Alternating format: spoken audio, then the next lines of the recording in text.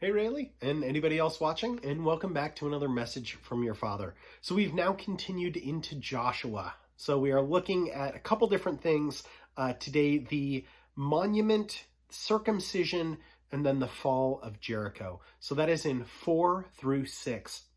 Now, if you remember, this is coming after the crossing of the Jordan. This is coming after that transition of power from Moses to Joshua. And we also looked at God's message for Joshua, and then specifically his message for the Israelites as well.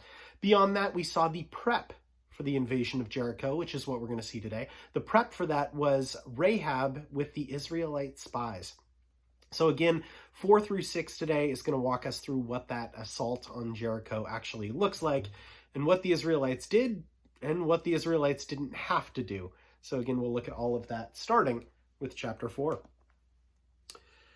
When the whole nation had finished crossing the Jordan, the Lord said to Joshua, "Choose 12 men from among the people, one from each tribe, and tell them to take up 12 stones from the middle of the Jordan, from right where the priests stood, and to carry them over with you and put them down at the place where you stay tonight."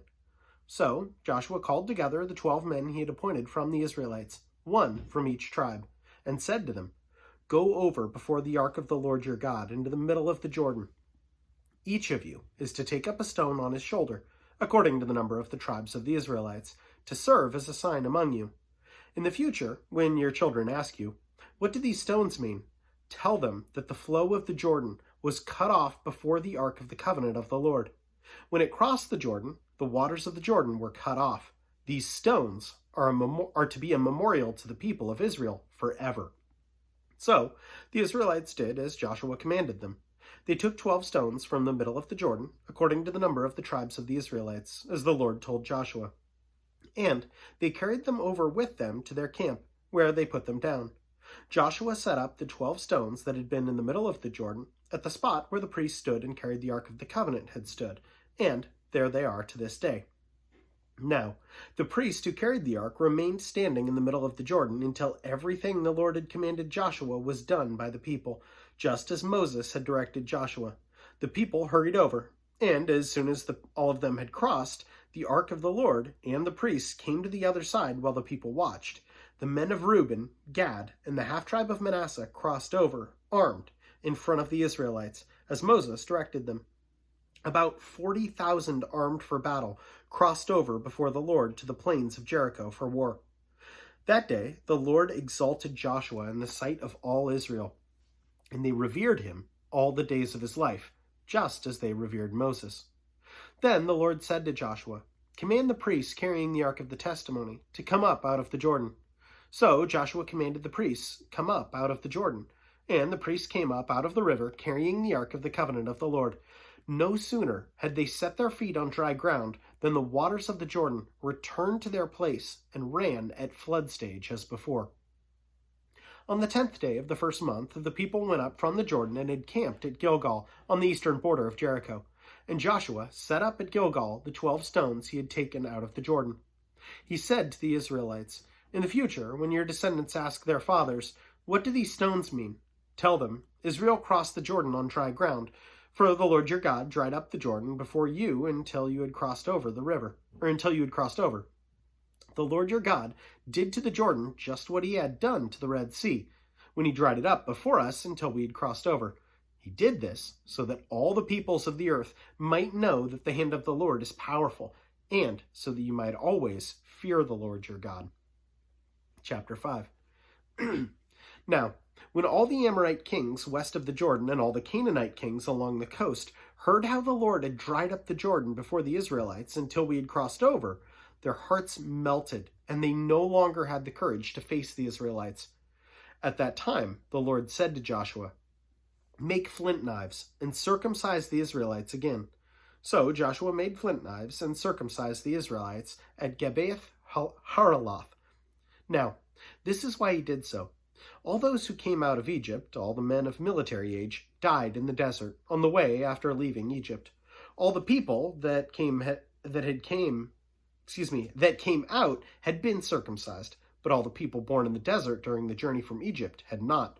The Israelites had moved about in the desert 40 years until all the men who were of military age when they had left Egypt had died, since they had not obeyed the Lord.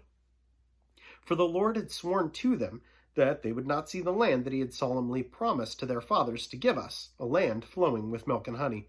So he raised up their sons in their place, and these were the ones Joshua circumcised. They were still uncircumcised because they had not been circumcised on the way.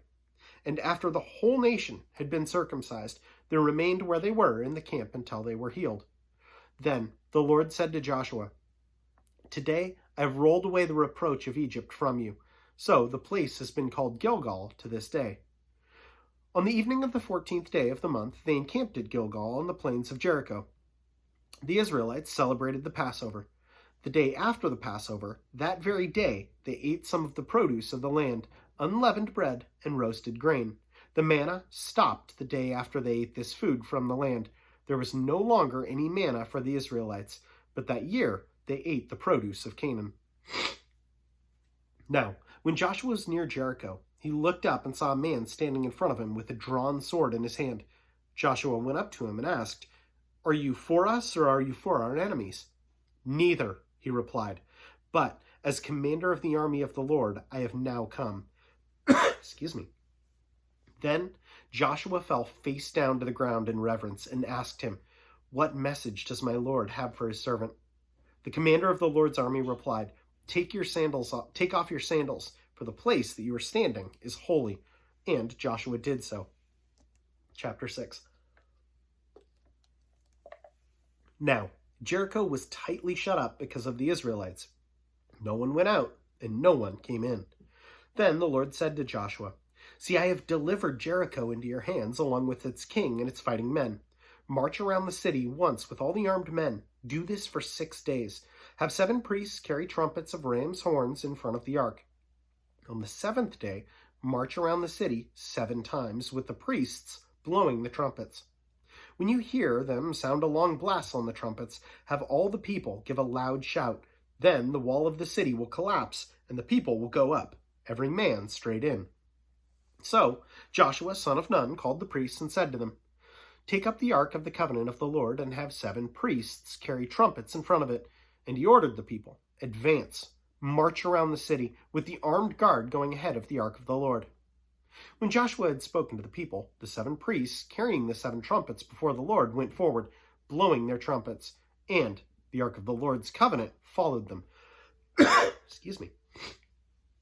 The armed guard marched ahead of the priests who blew the trumpets, and the rear guard followed the ark.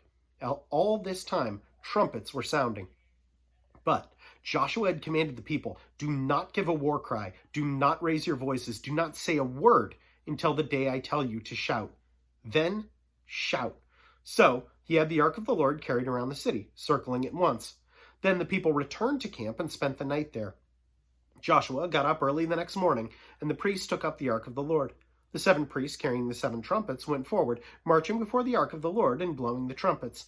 The armed men went ahead of them, and the rear guard followed the ark of the Lord, while the trumpets kept sounding. So, on the 2nd day, they marched around the city once and returned to camp. They did this for 6 days. On the 7th day, they got up at daybreak and marched around the city 7 times in the same manner, except on that day they circled the city 7 times. The 7th time around, The 7th time around, when the priest sounded the trumpet blast, Joshua commanded the people, "Shout, for the Lord has given you the city. The city and all that is in it are to be devoted to the Lord. Only Rahab the prostitute and all who are with her in her house shall be spared, because she hid the spies we sent.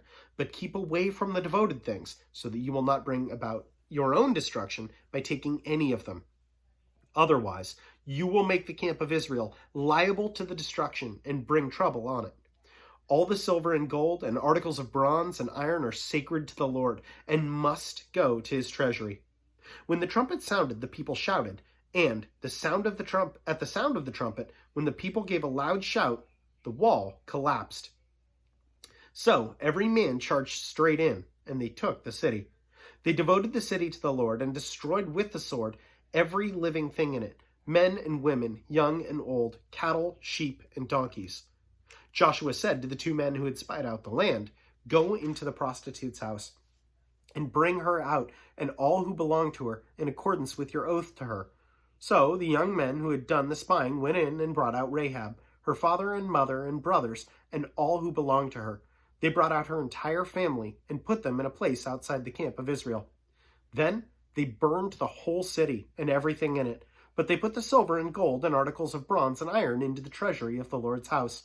But Joshua spared Rahab the prostitute, with her family and all who belonged to her, because she hid the men Joshua had sent as spies to Jericho, and she lives among the Israelites to this day.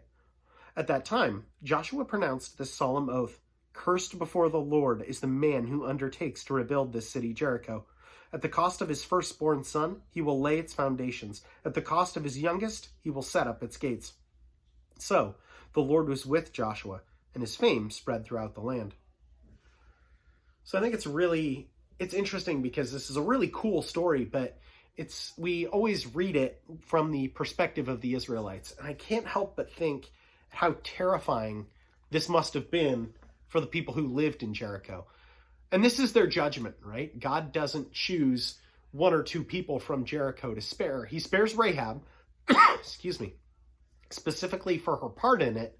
But beyond that, he judges an entire city that is filled with evil.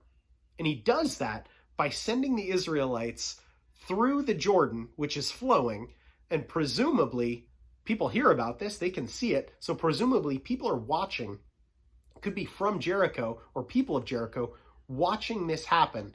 And that's how word spreads. So they see that, and that's what the Bible says, is everybody is terrified at the Israelites, and their heart melted with fear. And then, all the Israelites did was be obedient to God by marching around the city once, then they went home. Next day, marched around the city once and went home. And they did that multiple days. And then on that last day, that's terrifying. As if living there in Jericho, hearing people march and trumpet blast around the city once and then go home, that's a little weird. Maybe a little odd, maybe a little funny. But then that last day, that's got to be terrifying. As they are shouting and there's trumpets, and I can't imagine the wall just came down without any vibrations. So things are shaking and crumbling. The foundations of your city are shaking. And these men who you've just seen cross this river on dry land, all of this is happening. That's amazing to see what God does to judge these people, and so that the Israelites will be known as his people throughout the land. Absolutely incredible stuff. But so my prayer for you, though, is that you recognize, really, that we need to look different. So we need to look different in the cities that we're in, because the cities that we are in, they don't profess God by and large.